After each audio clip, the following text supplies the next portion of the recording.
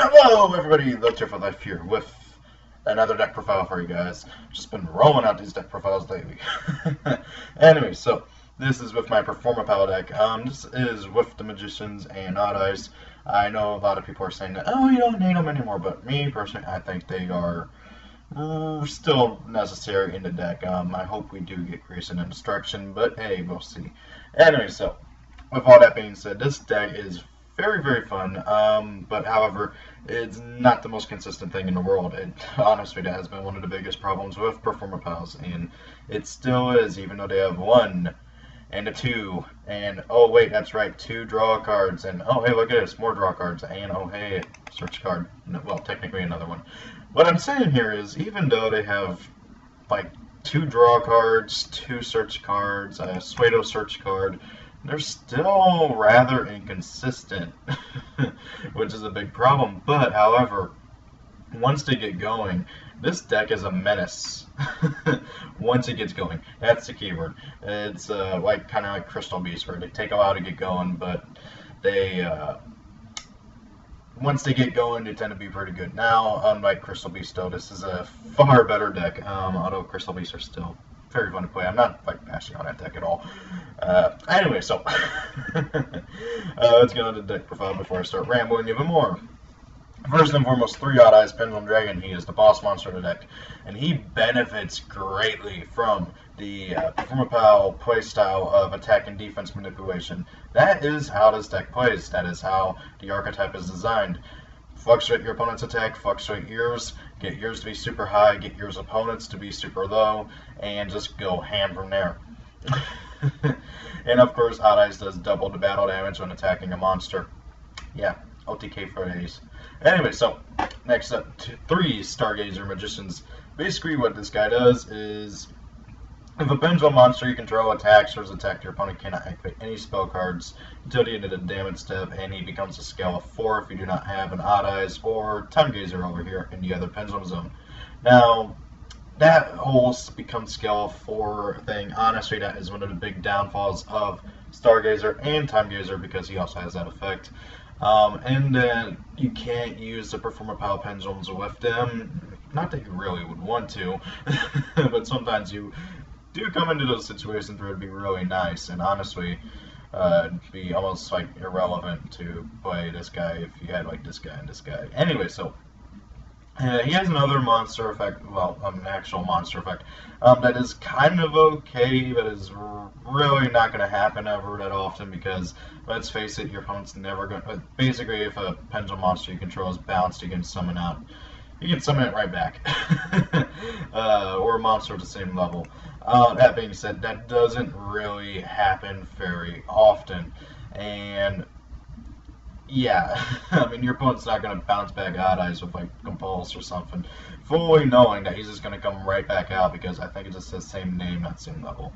Anyway, so next up, I play 1 Performapal Part Naga.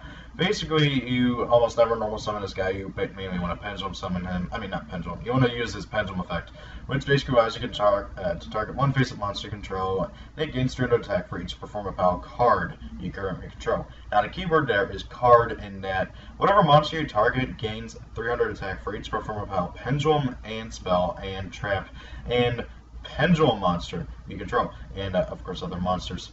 So let's say you have Odd Eyes out, you have him, and you have, I don't know, Silver Claw out, okay? Basically, oh yeah, and these 2 are your pendulum zones. Odd Eyes is out on field, and I don't know, you have Lip Viper and Lizard Draw out. Your Odd Eyes is going to be getting a lot of attack power, and he's going to be dishing out just as much damage. And with that being said, it's pretty good, and you can basically boosting if you're lower level guys into incredibly high attack powers. Next up, I play 3 Performapal Silverclaw. His pendulum effect is kind of irrelevant, but it does kind of help out, because it gives all Performapal monsters you control 300 more attack, which is, of course, pretty nice, because realistically, look at their attack and defense. It's not very high.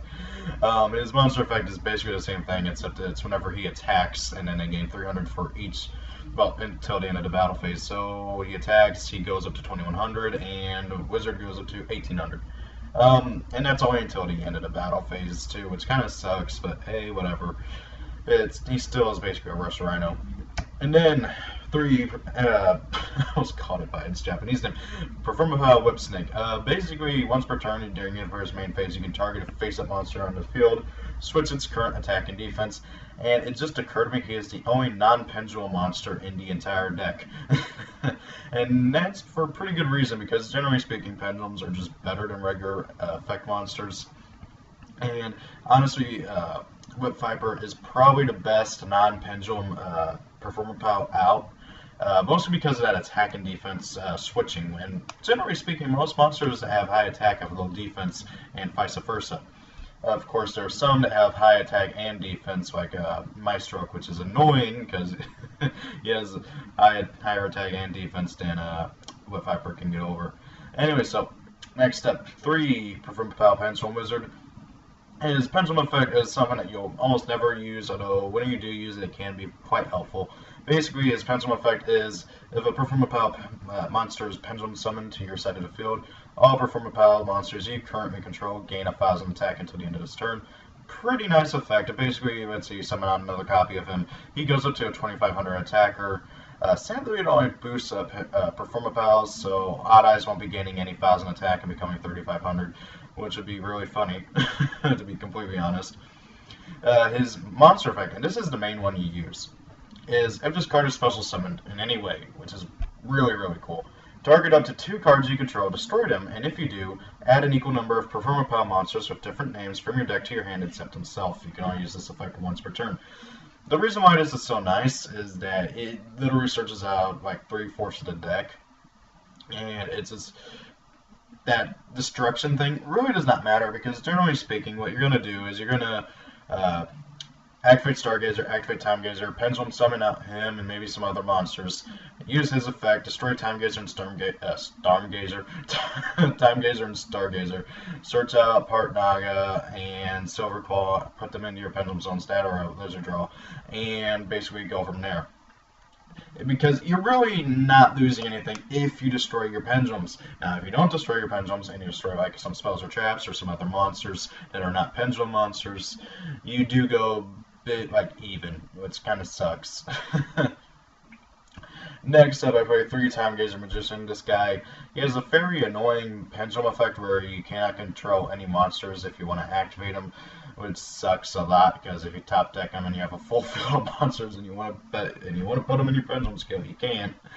But anyways, his effect also basically blocks out trap cards whenever a pendulum monster you control attacks or is attacked, which again is really nice, because basically that makes it where when Odd Eyes or any of your other pendulums attack, your opponent can't activate anything other than monster effects in response. And it'd be kind of really cool if they got someone that like stop monster effects too, but I don't think they'll do that.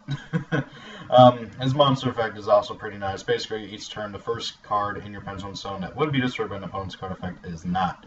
So basically, it protects your pendulums. And just once though, which kind of sucks, but however, they gotta balance it out some way. And then I played 2 Performapal Lizard Draw, possibly one of the best Performapal monsters out right now. Basically, his pendulum effect is if you have a Performapal monster card in your other pendulum zone, except himself, you can destroy this card, and if you do, draw 1 card. You can only use this effect once per turn. His monster effect is also pretty nice. Basically, if another face-up monster you control is destroyed by battle of an opponent's attacking monster or by an opponent's card effect, you can draw 1 card for each Performapal monster you control. You can only use this effect of himself once per turn. Now, here's the problem. You can't kamikaze your own monsters into an opponent's monster to get the draws. It really, really sucks, because you have to have your opponent attacking one of your other monsters, not him, and then get those draws. However, here's the thing. That drawing effect puts a big red target on his face, and your opponent will not attack any other monsters you control except for him, unless like they're for sure that you got someone else that's problematic and they got to kill it first.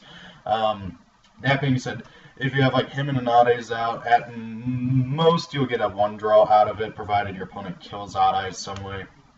Now, of course, it does count card effects, so if like you pendulum summon out him and some other stuff, and one of your monsters gets bottomless or something, you will get the draws off, provided you got enough monsters out. And it does count him, so you will at least get 1 draw. But regardless, you generally don't want that. You want to get as much draws as you want. Next up, I play 2 Polymerization. That is just simply to go into these 2 fusions over here. You maybe don't use it to go into Beast Eyes, but you do mainly use it to go into Rune Eyes. I will go into their detailed effects later on. Next up, I played 2 Performapal Cast Chains. Think Magical Mallet, but you can only shuffle in Performapal monsters and you draw +1. So you shuffle in, let's say you shuffle in Silver Claw, Part Naga, and lose a draw. You draw 3 cards back and you draw 1 more. So you draw 4, which is really nice. The problem is you can only shuffle in Performapal monsters, so this card can be dead if you don't have any in your hand. And of course, you play a good number of non-Performapal monsters, a total of what, like, oh, wait, no, he has a Performapal. So 9 non-Performapals, so yeah, that's a good number of them that are not Performapals, so you won't be getting your draws off of them. Next up, I play 2 MSTs. That's simply for generic back row removal. You don't want your opponent keeping out at Vanity's Emptiness and just wrecking you. And I played 2 Illusion Balloon. Basically, if a monster you control was destroyed during this turn, you can excavate the top 5 cards of your deck and special summon any 1 excavated Performapal monster and then shuffle the rest back into the deck. Really nice card. The only problem is when you don't reveal any Performapals. It does kind of suck. And then I played 2 Supply Squad just simply to get draws off of my monsters dying. I used to play I forget what. But I prefer Supply Squad over that other card. I can't remember what it was now. I can't believe I forgot. But regardless, Supply Squad, it really does help out. And if you happen to get off the effect of loser draw, you'll get another draw off of this. Another optional card you can play that I've been meaning to test out, I just haven't had the chance, but I'm pretty sure it'll work well in the deck, is Cards of Sacrifice or something like that. It's a trap card. It shows like some people getting swallowed up in a fissure. Basically what it does is you draw 2 cards, but you have to have 2 monsters and their attacks have to be lower than your opponent's attack monsters, like attack stat monsters. The reason why I think that would be good in this deck is because most of your monsters have terrible attack. I mean, like, honestly, the only one worth mentioning is Odd Eyes, and everybody else is like 2,000 or lower. You're going to have lower attack stats than your opponent's monsters. Next up, I play 1 Stat Steal, just for general. This card is stupidly busted. Stupidly busted, I mean. Been talking too long. Next up, I play 2 Wabaku to protect my monsters and my life points. I don't like getting OTK'd. I play 2 Performapal Call. Basically, it's a double Rhoda by negating an opponent's attack. It has to be a direct attack, and you get to search out any 2 Performapals whose total defense is less than or equal to the attack of the targeted monster, so it's pretty nice. You can't usually search out Part Naga, but anybody else you can search out just fine. You can also not special summon from your extra deck during the next turn, which really sucks, so you have to be really smart about when you activate this card. Next up, I play 2 Jack in the Box, well, Punch in the Box. I don't know which is the LCG name and which is the TCG name.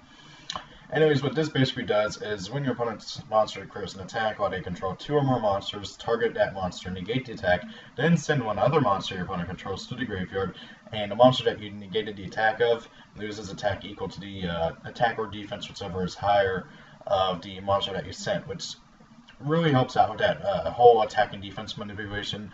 And if you do it right and you have Odd Eyes out ready to go next turn, you can just punch for 5,000. Hopefully, or at max 5,000 if they drop down to 0. Then I play 2 Command Performance. Basically, if you control a Performapal monster, change all attack position monsters your opponent controls to defense, and they can't change their battle positions until the next turn. It protects your monsters, and really kind of just think about it, guys. Most monsters have lower defense than they do have attack, so you can generally punch over most stuff.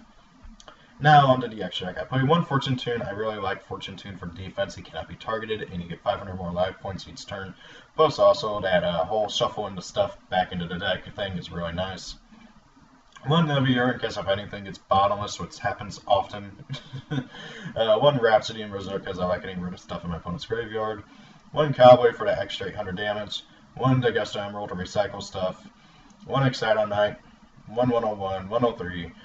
Dark Rebellion Exceed Dragon, because he works so well with this archetype. I'm not even joking. Being able to just half an opponent's attack, straight down, like half, and having odd eyes to punch over it for a ton of damage. I think that would be 5,000 because 25 times 2, yeah, that'd be 5,000. So yeah, Focus because you do play a good number of level 5s in here.